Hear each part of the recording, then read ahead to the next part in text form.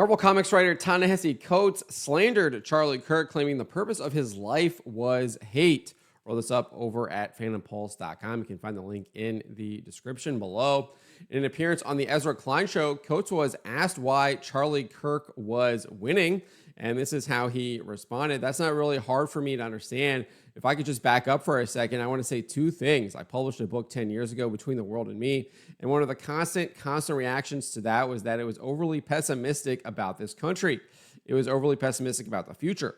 Why are you so dark, Ta-Nehisi? Why can't you give us any sense of hope? And the reason I would always say is because any sort of sober examination of the history of this country says that those of us who believe in equality, those of us who believe in respecting the humanity of our neighbors and of everyone that we're up against some really, really powerful forces of history and powerful narratives.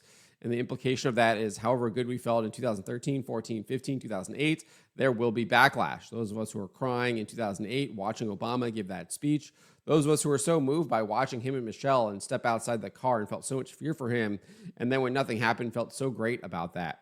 Those of us who believe that seeing a black family in the White House mirroring what some of us felt the best of us was, the best that we had to offer, there are other people watching that too.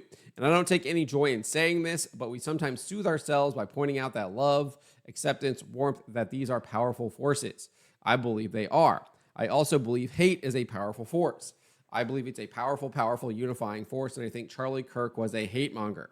I really need to say this over and over again. I have a politic that rejects violence, that rejects political violence. I take no joy in the killing of anyone, no matter what they said. But if you ask me what the truth of his life was and the truth of his public life, I would have to tell you it's hate. I'd had to tell you it's the usage of hate and the harnessing of hate towards political ends.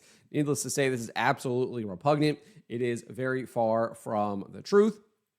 And this is what we see from these people all the time, where they twist words and they use hate to mean basically anything but what it actually means, because Charlie Kirk was not about hate from everything that I have seen from him. I thought one of the best responses I saw in reaction to Coates' comments was this from Harvard law professor Adrian Vermeule. He said, "My take on this, for whatever it's worth, is that people are reading into it a depth that it doesn't have.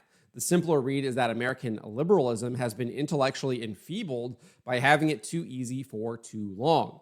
All liberals had to do was mouth a few incantory words, and the world would cower before them. Now the magic has lost its power, and some are realizing it more quickly than others." It's exactly what I think Coates is still operating on, is that all he had to do was mouth these incantory words like hate or hate monger in this case.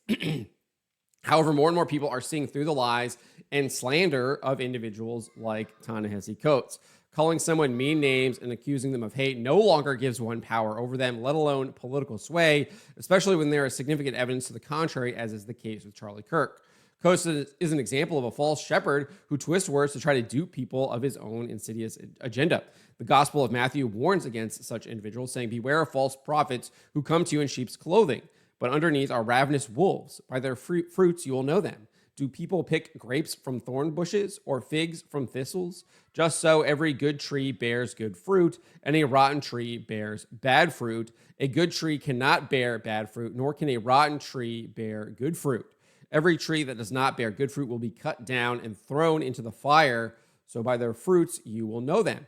Coates' rotten fruit is easily seen when he uses phrases like respecting the humanity of our neighbors and of everyone. This sounds great and is clearly crouched in Christ's second commandment, "You shall love your neighbor as yourself." However, Coates doesn't believe this, given he's an advocate of murdering the most innocent.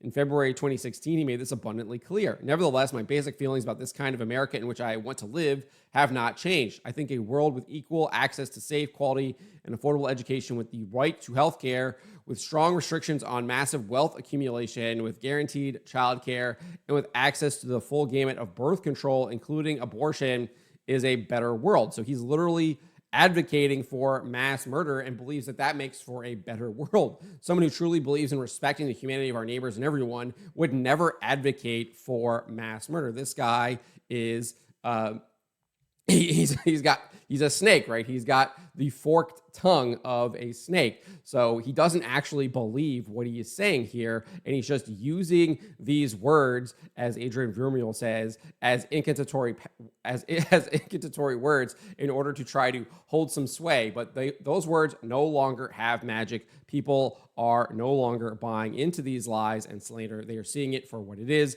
They're seeing through the facade that Ta-Nehisi Coates and those like him have constructed. We need to pray for this guy that he actually starts embracing the things that he's saying, that he actually maybe starts embracing the gospel, because he's clearly crouching his comments in the gospel in order to dupe people to buy into things that are not actually true, leading them into the fire. And we have to oppose this, but we can also oppose that by praying for individuals like Ta-Nehisi Coates, and we should indeed do that. But at this point, what he's saying right now is absolutely despicable and wicked, and for the most part, it looks like he is indeed getting called out for these absolutely despicable comments that are simply slander and wicked and evil. But let me know what you guys make of this. Let me know in the comments below. Remember to always be charitable, especially to each other, and to always speak the truth. Why would you be afraid of the people? Why are you not afraid of God instead of man?